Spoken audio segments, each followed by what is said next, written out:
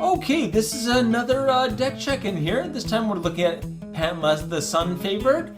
This is a deck that we had featured in We Don't Learn 4, and spoiler, it ended up winning. So yeah, it did very, very well. This is terrifying. Like once the mana base is down, this is just like an unstoppable juggernaut almost. So yeah. Very, very, very strong. Easily bracket 4. Lots of game changes, lots of everything. So if you want to check out this deck in action, you can see that on We Don't Learn 4. And yeah, if you're interested in looking at the deck list, we have that as well below. And please hit like and subscribe. Alright, we are taking a look at Pantlaza the Sun Favored. I'm saying favored correctly the first time at least. I might say flavored later. I keep calling him Pantlaza the Sun Flavored for some reason, but anyway. Just, if I say it, just like, forgive me. Anyway. So this dinosaur is a 4/4, and whenever it enters, or another dinosaur enters the battlefield under your control, you may discover X, where X is the creature's toughness. Only do this once each turn. Once each turn sounds like a limitation. It's a free spell every single turn, and you just choose whatever's your highest toughness. So yeah. Really, dinosaurs and Cascade. Discover. I'm still calling it Cascade because I'm old. Anyway, dinosaurs and Discover. They both start with D even. Anyway, is what this deck is all about, right? Yeah.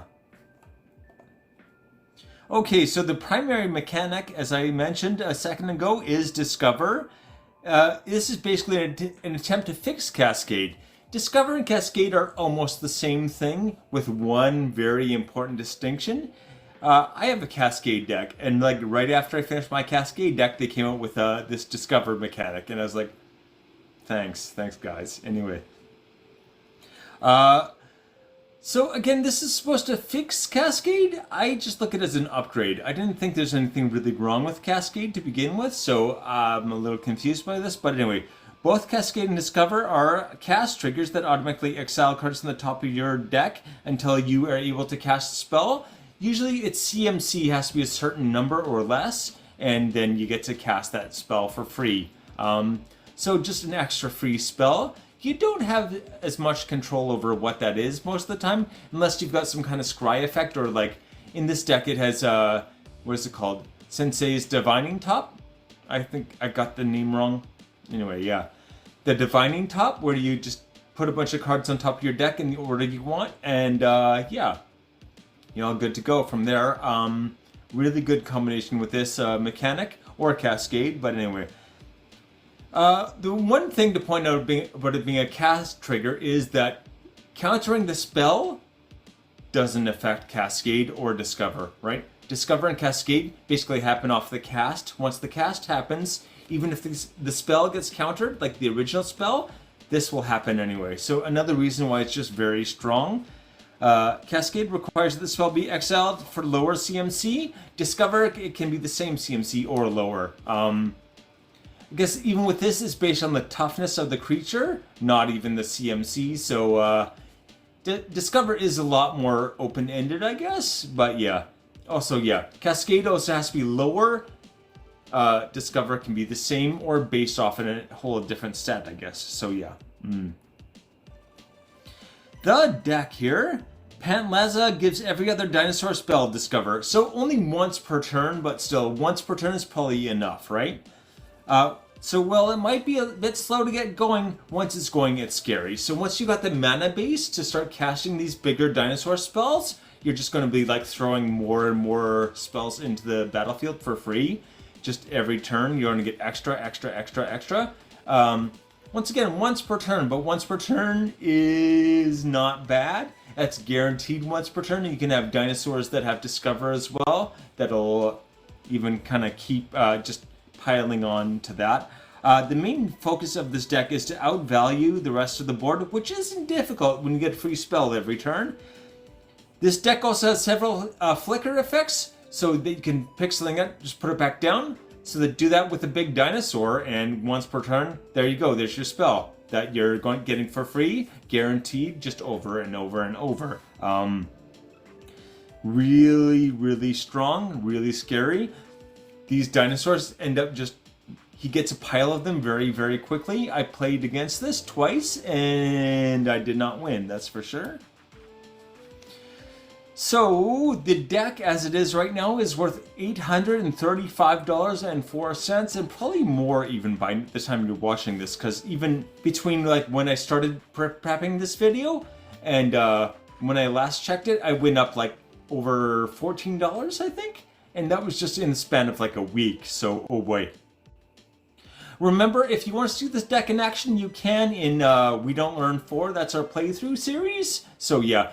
Spoiler, this deck won. Yeah, this is the big winner and the night. Anyway, and I posted a link to this deck list and also his original deck list. I copied one because sometimes people modify them or take them down. So I gotta like have a safety one. So yeah, you can see both the one on my Moxfield and his Moxfield.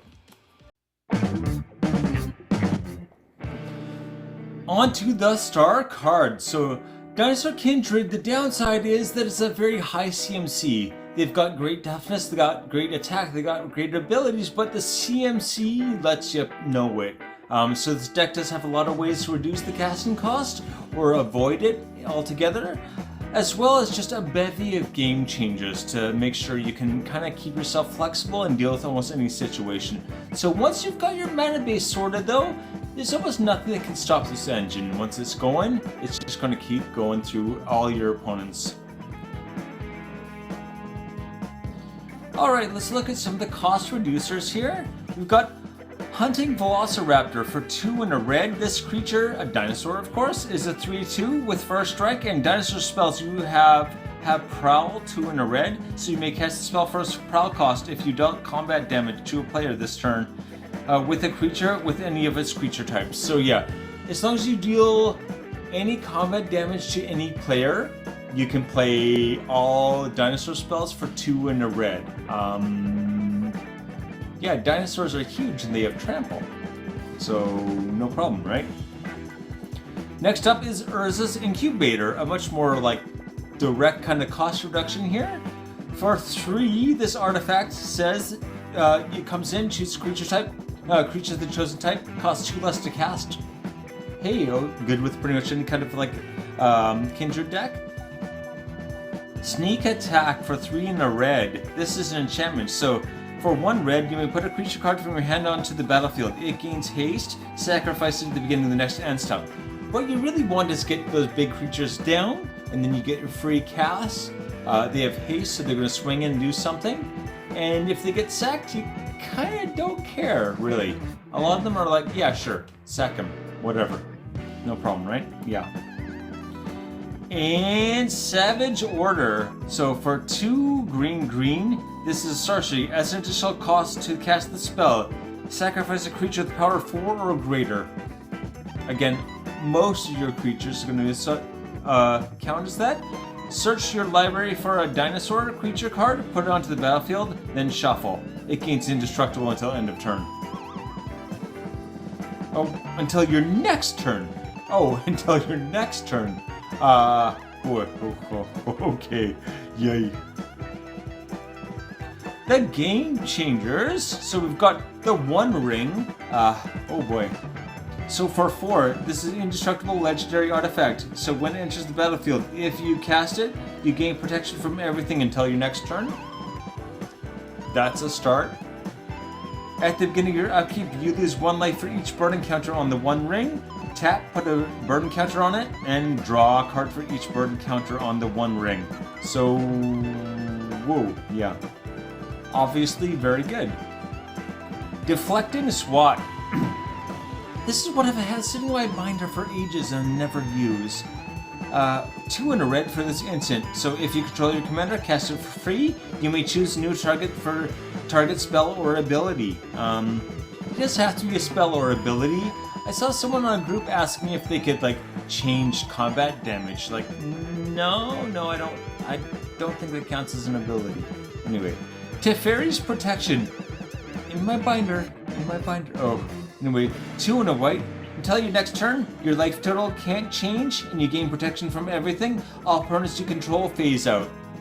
Basically, you just pretend you're not in the game, although you're still in the game for like 1 turn. No one can really do much of anything to you. Worldly Tutor for 1 green. This is an instant. Search a library for a creature card, reveal it, then shuffle, put a card on top.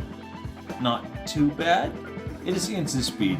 That's maybe Enlightened Tutor, another instant tutor here. For 1 white, search a library for an artifact or enchantment card. Reveal that card, shuffle your library, put that card on top. Again, yeah, it'll get the job done, right? It'll get the job done. Okay, so what is the plan? How does this deck win? First step, we got ramping and fixing, right? Pretty important in every deck, but very, very important in a high CMC deck like this. Step 2, Dinosaurs. Hey, very direct one. And step 3, your win cons. So yeah, we'll go over those last. Ramping and fixing. Okay, we got Smothering Tithe, 1 more game changer. For 3 and a white, every time an opponent draws a card, they may pay 2. If they don't, you create a treasure token. Just, extra treasure, why not? Farseek for 1 and a green. Search a library for a plains, island, swamp, or mountain card, put it onto the battlefield, tap, then shuffle. Notice it does not say basic. That's what makes this really good, is that you can go get, like, if you got a triome or anything with like even 2 keywords on it, there you go. You got mana fixing done on top of your ramp. Just real good. Wish it wasn't sorcery speed, but you know what, that's okay for ramp. Nature's Lore for 1 and a green. Search the library for a forest card, put it onto the battlefield, then shuffle. Once again, this does not specify it has to be a basic, but it also doesn't say it comes in tapped. So yeah, if you go get a basic, you can probably put it in untapped and be able to cast it or use it right away. Cast it. Anyway, Sky Shroud Claim. Ooh, love this one as well. 3 and a green. Search the library for up to 2 forest cards and put them into play. Then shuffle your library. 2 this time. Once again, none of these say basic. Go get any forest or any land that has a forest keyword, and there you go. Or keyword is the wrong word. Anyway, subtype. Entish Restoration for 2 and a green. This is an instant this time. Sacrifice a land. Search your library for up to 2 basic land cards, then put them onto the battlefield under your control, then shuffle. If you control a creature with power up 4 or greater, instead search your library for up to 3 basic land cards, put them onto the battlefield tapped, then shuffle.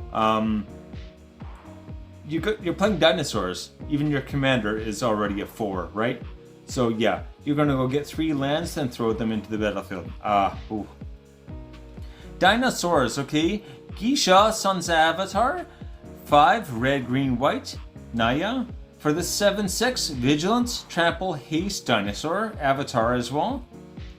And whenever it deals combat damage to a player, reveal that many cards from the top of your library. Put any number of dinosaur creature cards from among them onto the battlefield. And the rest in the bottom of your library in a random order. So this is just gonna like pile on dinosaur on top of dinosaurs. Oh.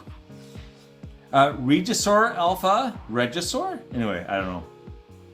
For 3 red green, other dinosaurs you control have haste. Oh, yeah. So when it enters, create a 3/3 green dinosaur creature token with trample. Hey, yeah, that's giving everything haste on its own is already really good with dinosaurs. Those big guys, you want them, to come out swinging. So yeah, that is a really important ability. Earthshaker Dreadmaw for 4 green. This is a 6/6 with trample, and when it enters the battlefield, draw a card for each other dinosaur you control, which is probably going to be a lot, right? Palani's Hatcher for 3 red green. This is a 5/3. Other dinosaurs you control have haste again. Really good ability to have a double of. And when it enters the battlefield, create a 2/0/1 green dinosaur egg creature tokens at the beginning of combat on your turn. If you control one or more eggs, sacrifice an egg, then create a 3/3 green dinosaur creature token. Sure. Just more dinosaurs entering. You just need to get a dinosaur entering, and yeah, its toughness is the only thing that matters, not even its CMC, remember. Wrathful Raptors for 4 in the red. This is 5/5 with trample. Whenever a dinosaur you control is dealt damage, it deals that much damage to any target that isn't a dinosaur. Any target that isn't a dinosaur, that does include players, right? Oh, yeah. Let's look at some of the entering effects here. We've got Zakama, Primal Calamity, 6 red, green, white for this 9/9. That's going to be a nice discover card right there. Also, Bubba, Vigilance, Reach, Trample. I got the Sean Connery mouth today, but okay. So when it enters the battlefield, you cast it on tap all lands you control. So it is 9 to cast, but yeah, you're going to cast it on tap all of your lands. It's probably going to be just another spell you get to cast right away again. And you're going to explore as well. But anyway. For 2 in a red, deals 3 damage to target creature. 2 in a green, destroy target artifact or enchantment, just removal. And for 2 in a white, you gain 3 life. Galta, Stampede, Tyrant, 5, green. For this 12 is trample. 12, oh, discover 12. Is pretty much anything in your deck, but anyway. When Galta, Stampede, Tyrant enters the battlefield, put any number of creature cards from your hand onto the battlefield. So as soon as this comes in, you basically, if you've got a nice big hand, you're going to throw all of these other creatures in. If you're planning to cast this, just load your hand up, good to go. There's basically a win con right there. Swooping Pterodon, sorry. I should know how to read. I'm a teacher. Yeah, I should do that. 3 red, white for this 3/3 flying haste. 3/3 is a little disappointing for this deck, but you know what? We'll take it. Whenever it or another dinosaur with flying enters the battlefield or attacks under your control, enters the battlefield under your control, gain control of the target creature and opponent controls until end of turn. Untap that creature, gets flying and haste until end of turn. At the beginning of the next step, target land deals 3 damage to that creature. So yeah, you can still, there are creatures, and then you can potentially just like make that creature also get removed after you're done using it. Like, oh yeah, very mean. We also have the brood moth in here. So yeah. If something gets killed, it basically bounces straight back to the battlefield with a flying counter. So you're going to have all these flying dinosaurs, and whenever they enter the battlefield, you can steal someone else's stuff and make it go away. Apex Altasaur for 7 green. So when it enters the battlefield, it fights up to 1 target creature you don't control. It's a 10/10. So yeah. It's basically removal on top of everything else. And whenever it is dealt damage, it fights up to 1 target creature you don't control. So yeah, if it takes any kind of damage, it'll just keep fighting. So yeah, that ain't bad. This is a 10/10, as well as I just said. My brain is fried today. But anyway. Itali, Primal Conqueror. 5 red. For this 7/7 with trample, so when it enters the battlefield, each player exiles cards from the top of their library until they exile a non-land card. You may cast any number of spells from among the non-land cards exiled this way without paying their mana cost. So just get to steal a bunch of stuff from everyone and decide what you want to cast. For 7, you'll probably get more than 7 mana's worth out of that, just on its own, but anyway.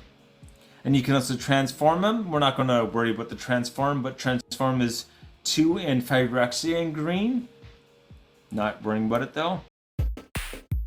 Okay, on to the win cons. Win con number 1. We got Akroma's Will for 3 and a white. Really, the first win con is just like dinosaurs beating them up, right? But anyway, a chroma's will, you can choose one. If you control your commander as you cast a spell, choose both. So yeah, creatures you control gain flying, vigilance, double strike until end of turn, or lifelink, indestructible, and protection from each color until end of turn, or both. So yeah, probably both. If your commander's out, just both, and then you just win, right?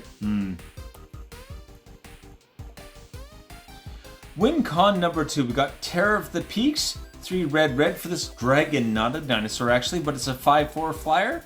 Spells your opponents control that target Terror of the Peaks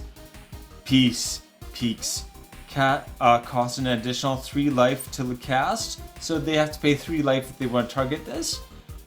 And whenever another creature enters the battlefield under your control, it deals damage equal to that creature's power to any target. These huge things are going to deal damage just directly to your opponent's heads. We've got Last March of the Ents. For 6 green, this spell can't be countered first of all. Draw cards equal to the toughness of among any creatures you control, which is very, very high. We've got 13 with Galta? So maybe 13 cards? Then put any number of creature cards from your hand onto the battlefield. So you're just going to throw all of these creatures into the battlefield at the same time. Basically just removing whoever you want. The biggest threat is gone. Maybe if maybe multiple, or just everyone in the game is gone. This has been Pantlaza, the Sun Favored. Again, if you want to check this out in action, you can see it on We Don't Learn 4. And don't forget to take it easy.